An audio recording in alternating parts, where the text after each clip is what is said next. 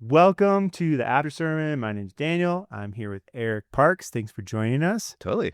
Do you guys remember what the After Sermon is all about? We get to sit down with our communicators from the weekend, like right after they delivered their message, and unpack it maybe on a deeper level, maybe hear some behind the scenes of what maybe didn't make it, but more importantly, talk about Jesus. Awesome. I love So that. can you tell us a little bit about your message today Yeah. and kind of how you went about it?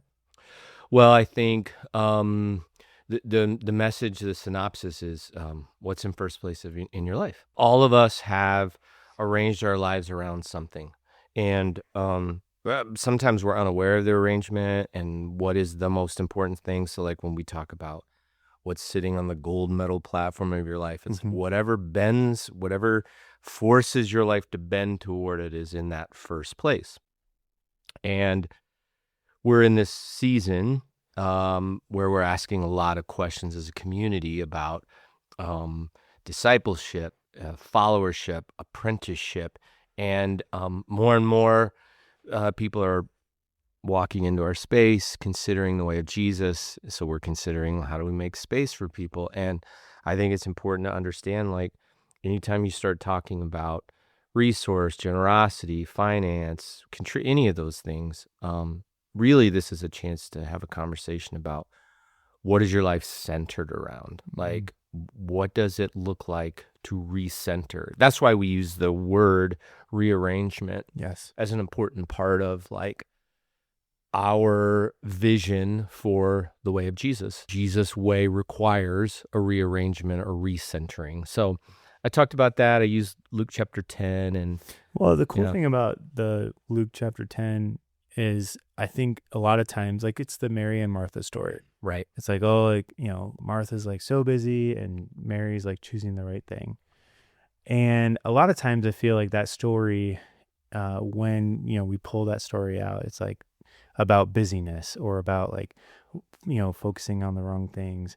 And I really appreciated how you pulled the focus towards Mary and, like, what she was placing as first in her life. Yeah.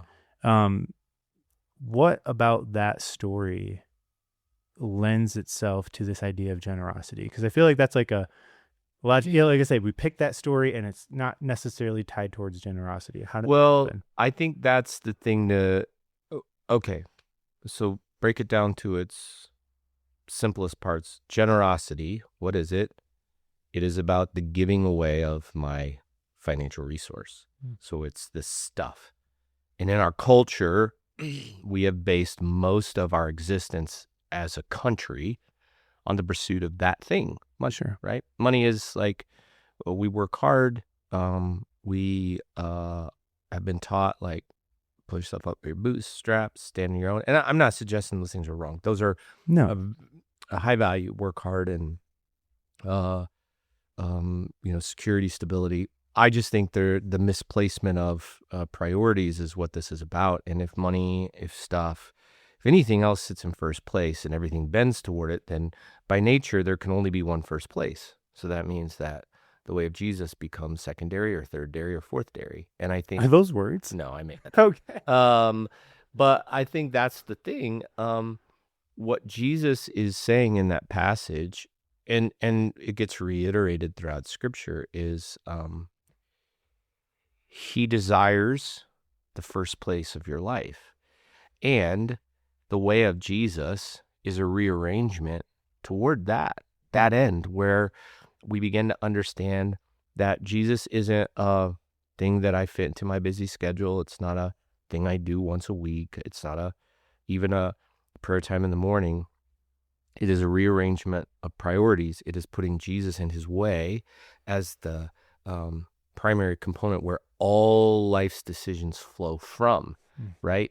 And that isn't easy, especially in a culture where, for most of us, financial security has been put in first place. It is the primary piece. And so I think the invitation in all of this, it's the invitation that stands for all followers of Jesus. First, well, what did he say? So don't take my word for it. I mean, what does Jesus say about money, finances, where it sits, why it's important? mean, it seems to me that Jesus, this is an important thing he talked about. So I say, I think it's important. Go see what he says. Well, what's funny is like, we say the word rearrangement a lot. And I think one of the reasons we love that word is because it insinuates there is an arrangement already.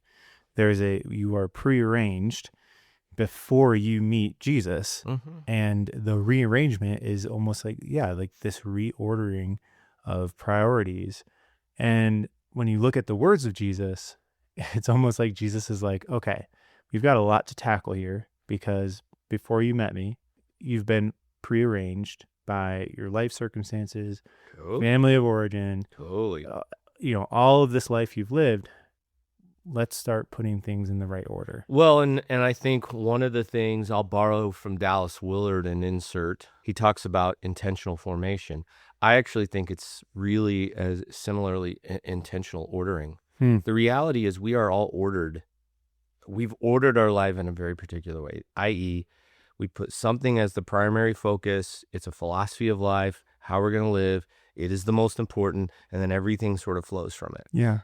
For many of us, that's been shaped, to be candid, accidentally. It's just given to us through school and nowadays social media, relationships. Our life then gets ordered by these things we think life is supposed to be about. What Jesus is inviting us into is a reordering that is intentional, where we say, this is the way of Jesus. Here's what he says about God, which is this fundamental life question about what is God? Who is this person? Yeah. Life, like how am I supposed to live in this space, right? And the soul, what happens to me when this whole thing is done? The three fundamental questions. Jesus is answering these throughout his word, like his way answers it. Then, once you learn about his way, you intentionally reorder your life around what he says is true. Yeah. That is what we're talking about, a reordering that is intentional instead of just given to you, just inherited to you. Oh my gosh, I love it. Okay, I know I could talk about this all day. Sure. But I think it's almost time for you to get I'm going to have to go down. back on and preach again. If you want to hear the message that this whole entire conversation was based on, you can head to our YouTube channel. If you want to listen to it, we have a podcast. You can get it wherever you get your podcasts. In the meantime, thanks so much for joining us.